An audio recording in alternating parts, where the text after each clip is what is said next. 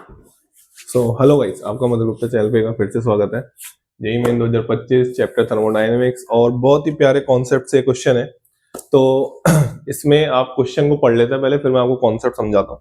ठीक है, JEE advance में उससे क्वेश्चन आया हुआ है। तो देखिए, a sample of n octane, ठीक है, वॉज, इतना वेट दे रखा है उसका, completely burn in excess of oxygen in a bomb calorimeter. अब ये देखते हैं ना बच्चे, पता नहीं बौखला जाता है, ऐसा हो जाता है कई बार। ठीक है ना, उस हीट कैपेसिटी इज, ये हीट कैपेसिटी दे रखी है यूनिट का। अगर आपने ध्यान नहीं दिया, हर वीडियो में बोलता हूं, जब तक फिजिकल केमिस्ट्री के क्वेश्चन कराता रहूंगा मैं, ये लाइन जरूर बोलता रहूंगा, यूनिट कन्वर्जन का जरूर ध्यान रखें। क्वेश्चन ने किस यूनिट में पूछा है और क्वेश्चन ने किस यूनिट में दे रखा है, दोनों का ही ध्यान रखें। ठीक है ना। As a result of combustion reaction, the temperature of the calorimeter is increased by 5 kelvin. The magnitude, question पे ध्यान दें, मैग्नीट्यूड पूछा है क्वेश्चन ने, the magnitude of the heat of combustion of octane at constant volume पे पूछा है। इस पे भी अंडरलाइन करें। जहां जहां मैंने अंडरलाइन करी है ना, वहां वहां आपको भी अंडरलाइन करनी चाहिए थी। अभी तो एक अंडरलाइन और बाकी रहेगी मेरी। क्वेश्चन ने कौन सी यूनिट में पूछा है। हो सकता है क्वेश्चन ने जूल में पूछ लेता, हो सकता है कैलोरी में पूछ लेता, हो सकता है इसको आपको क्लो जूल में ना देखे जूल में दे देता, कुछ भी हो सकता था। यूनिट कन्वर्जन लिख लो, डेंजर है। अगर आपने यहां जितनी मैंने अंडरलाइन करी, ये क्वेश्चन उसी में खत्म हो गया। बात समझ में आ गई। चलिए, अब सबसे पहले तो बॉम्ब कैलोरीमीटर। बॉम्ब कैलोरीमीटर क्या होता है? ये एक तरीके से हम डेल्टा, इस तरीके से हम ये बोल सकते हैं कि आप heat at constant volume, heat at constant volume को आप कैलकुलेट करते हैं। उसको वो जो क्या बोलते हैं, इंस्ट्रूमेंट होता है, उसको हम बोलते हैं बॉम्ब कैलोरीमीटर। उसको एक और नाम से जानते हैं, क्या? Bomb calorimeter. ऐसे ही हम हीट एट कांस्टेंट प्रेशर पे मेजर कर सकते हैं, डेल्टा आर एच। उसका कोई स्पेसिफिक नाम नहीं होता, लेकिन हीट एट कांस्टेंट वॉल्यूम, जिसको हम डिनोट करते हैं हीट एट, हीट एक्सचेंज भी आप बोल सकते हैं, heat exchange eight constant volume, heat exchange, या आप सीधा सिंपल, हाँ ठीक है, हीट की हम बात कर सकते हैं, हीट एट कांस्टेंट वॉल्यूम, या एट एक्सचेंज भी लिख सकते हैं, कोई दिक्कत वाली बात नहीं। हीट एक्स कांस्टेंट वॉल्यूम, कोई टेंशन वाली बात नहीं, जिसको हम डिनोट करते हैं क्यूसी से, और ये बराबर होता है डेल्टा। हम बोल सकते हैं अगर कंबशन है तो यहाँ पे मैं इन जनरल सी नहीं लिखा जाता, आर भी लिख देते हैं, लेकिन कंबशन होता है इसमें, इसलिए मैं यहाँ पे सी से डिनोट कर रहा हूँ। ठीक है ना, कोई टेंशन वाली बात नहीं है। हीट एक्सचेंज या heat at constant volume, QC बराबर क्या होता है? डेल्टा सी यू के बराबर होता है। बात समझ में आ गई। इसी को हम जिस इंस्ट्रूमेंट में कैलकुलेट करते हैं, उसी को बॉम्ब कैलोरीमीटर बोलते हैं। मैं कैलकुलेशन नहीं सिखा रहा, मैं क्वेश्चन कैसे करते हैं उसके फॉर्मूले को मैं आपको बताने वाला हूं। ठीक है ना। चलिए, तो अगर हम इसमें बात करें तो heat, heat released, heat released, heat released due to, due to combustion, due to combustion, ठीक है, ये इसको डिनोट कर रहा हूं मैं क्यूसी से, प्लस, प्लस ये जो हीट रिलीज होगी। अब आपको यार इसके लिए वो आना चाहिए, क्या बोलते हैं इसको, कि आपको सेटअप आना चाहिए। एनसीईआरटी में भी दे रखा है, आप एनसीईआरटी में भी देख सकते हैं, आपको रेस्पेक्टिव टीचर्स ने भी पढ़ाया होगा। हीट एब्जॉर्ब्ड बाई, उसमें होता है water, water and, water and bomb,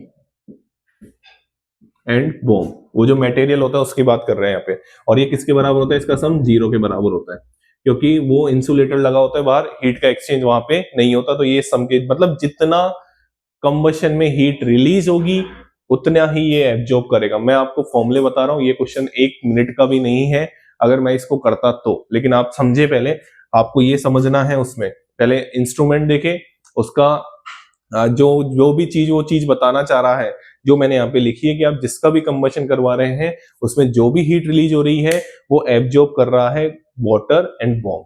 बात समझ में आ गई। तो मैं इसको इस तरीके से लिख सकता हूं, इसको ही, अगर मैं इसको ही लिखना चाहूं, ठीक है, तो यहां पे आप ध्यान से देखें, इस चीज को मैं कैसे लिख सकता हूं, बराबर इसको मैं लिख सकता हूं कैसे, देखना मैं ध्यान से, M of H2O, C of H2O, या आप एस का यूज में ले सकते हैं।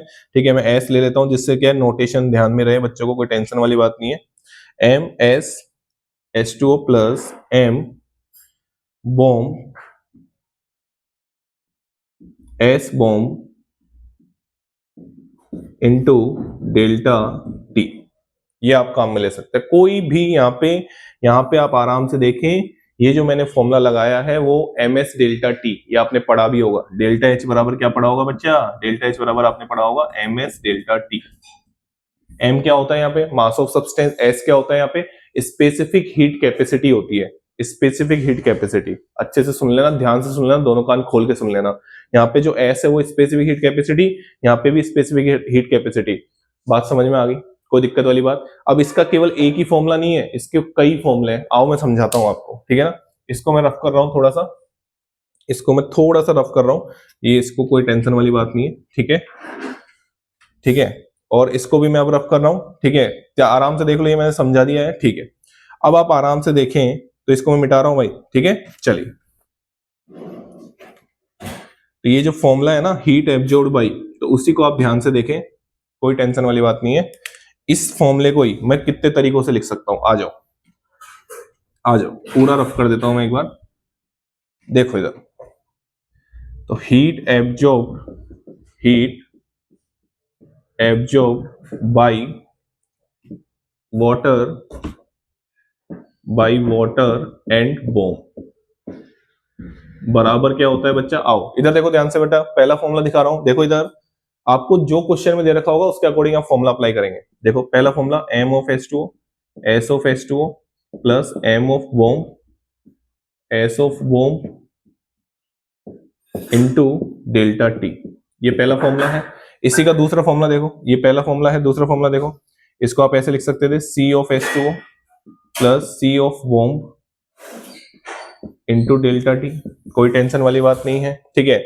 आप इसको ऐसे भी लिख सकते थे, m of H2O S of H2O plus C of bomb into delta T.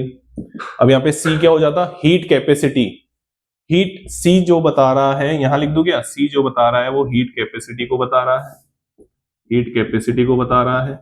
और जो S बता रहा है वो स्पेसिफिक हीट कैपेसिटी को बता रहा है।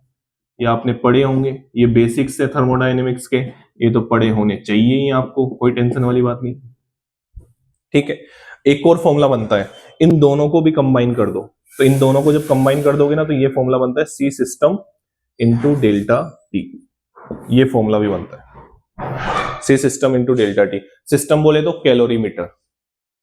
अब ये आपको ये तीन फॉर्मूले, तीन क्या चार बना दिए मैंने, 1 2 3 4।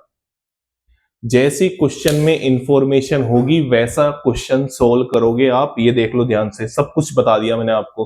अब आप क्वेश्चन में देखें, आपको जो हीट कैपेसिटी दे रखी है वो कैलोरीमीटर की दे रखी है, बॉम्ब कैलोरीमीटर की। मतलब आपको क्या दे रखा है क्वेश्चन में? C सिस्टम दे रखा है। हाँ, यही तो समझना था बेटा। लेकिन अगर ये जेई एडवांस का क्वेश्चन होता ना, तो इसमें 4-5 चीजें और देता और आपको कोई सा भी फॉर्मूला इसमें अप्लाई करना पड़ सकता था। बात समझ में आ गई? तो अब इस क्वेश्चन में कुछ नहीं बचा, अब हम उस बात पे पहुंच चुके हैं। तो यहाँ पे C सिस्टम कितना दे रखा है बेटा? C सिस्टम कितना दे रखा है? 5 किलो जूल केल्विन इनवर्स। और कितने केल्विन से इंक्रीज हो गया? खा गया, 5 केल्विन से इंक्रीज हुआ है। तो डेल्टा टी की वैल्यू कितनी होगी? 5। तो मेरे हिसाब से आ गया आपका 25 किलो जूल आ गया। कितना आ गया आपका? ये 25 किलो जूल आ गया। केल्विन इनवर्स से केल्विन कट गया ना यार, कोई टेंशन वाली बात नहीं है। देखो ना यार, टेम्परेचर का कितने से इंक्रीज किया था उसने? 5 केल्विन से। तो यहाँ पे मैंने डेल्टा जी की जगह 5 ही रखोगे ना। अरे ऐसे पढ़ना आता है कि नहीं आता? टेम्परेचर कितने से इंक्रीज हुआ, टेम्परेचर कितने से डिक्रीज हुआ, ये समझ में आता है। इंक्रीज हुआ तो 5 केल्विन, डिक्रीज होता तो -5 रख देते। बात समझ में आ गई? चलिए, तो यहाँ पे कोई दिक्कत वाली बात नहीं है। अभी क्वेश्चन पूरा नहीं हुआ, हमसे क्वेश्चन नहीं पूछा गया। और लास्ट फॉर्मूला सुन लो, नहीं तो मेरा जो जितना भी पढ़ाया ना वो सब पानी कर दोगे तुम। लास्ट फॉर्मूला होता है डेल्टा CU, जो आपसे क्वेश्चन में पूछा है वो होता है minus of QC divide by mole of substance. वो सब्सटेंस के मोल जिसको आप बर्न कर रहे हो वो लिखे जाते हैं यहाँ पे। सर माइनस साइन क्यों आया? क्योंकि आपने अगर पहले पीछे जाके वीडियो देखना, जहां मैंने लिखा था heat released due to combustion plus heat absorbed, heat absorbed, हाँ यही आपको ध्यान से सुनना है। यहाँ पे QC की जगह आप, एक मिनट में इसको QC नहीं लिखे, ये मैंने थोड़ा गलत लिख दिया, इसको आप ये लिखे, ध्यान से सुनना, minus C system delta T. अब ये पूरी तरीके से सही है। मतलब ये जो आपने निकाला ना उसको माइनस साइन के साथ रखना है, और ये माइनस साइन बता रहा है कि भैया हीट रिलीज हो रही है। ये माइनस साइन ये बता रहा है इधर। बात समझ में आ गई? तो जो QC बराबर क्या लिखा था मैंने, heat release due to combustion plus heat absorbed by water and bomb, ये लिखा था ना। तो heat release due to combustion बराबर क्या आएगा, अरे बोलो यार, heat release due to combustion बराबर क्या आएगा, माइनस ऑफ हीट एब्जॉर्ब। तो माइनस लगा दिया ना मैंने यहाँ पे, समझ में आ गया, वीडियो को पीछे जाके देख लेना। चलिए, तो इसकी वैल्यू कितनी आई, 25 किलो जूल, ठीक है। मोल निकाल लेते हैं। ऑक्टेन आपको पता है ऑक्टेन क्या होता है, यहाँ लिख दूं साइड में, C8 मेरे हिसाब से H18 होता है, और इसका मोलर मास निकालोगे तो 114 ग्राम मोल इनवर्स आएगा, आप निकाल लेना। तो इसके मोल कितने आ जाएंगे, इसके मोल आ जाएंगे 1.14 डिवाइड बाई 114, तो इसके मोल आ जाएंगे 0.01 मोल, ठीक है। तो आप इसको यहाँ पे रख दो, तो ये आपका आंसर आ जाएगा मेरे हिसाब से डेल्टा CU बराबर 2500 किलो जूल। आराम से देखो, किलो जूल पर मोल, किलो जूल पर मोल। अगर सर डेल्टा H पूछ लेता तो बेटा अगर डेल्टा H पूछ लेता ना, तो आपने एक मस्त वाला रिलेशन लिखा होगा, जगह नहीं है मेरे पास, मैं आपको ये थोड़ा सा रफ कर देता हूं। अगर डेल्टा H पूछ लेता ना, तो आप डेल्टा H लगा देते, delta U plus delta NGRT। अब ये मत पूछ लेना डेल्टा NG क्या होता है, क्या होता है, number of moles of gaseous product minus number of moles of gaseous reactants की हम इसमें बात करते हैं, ठीक है ना।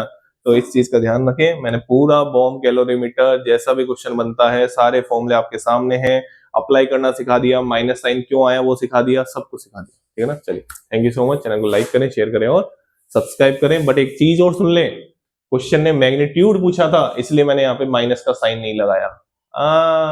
डाउट आएगा ना, यहाँ पे माइनस का साइन क्यों नहीं लगाया मैंने, क्योंकि क्वेश्चन ने क्या पूछा था, ये देखो यहाँ पे अंडरलाइन कर रखी है मैंने, क्वेश्चन ने क्या पूछा था, मैग्नीट्यूड। लेकिन अगर क्वेश्चन मैग्नीट्यूड नहीं पूछता तो इसका आंसर क्या होता, -2500 किलो जूल पर मोल, ठीक है। चलिए, thank you so much, channel को लाइक करें, शेयर करें और सब्सक्राइब करें।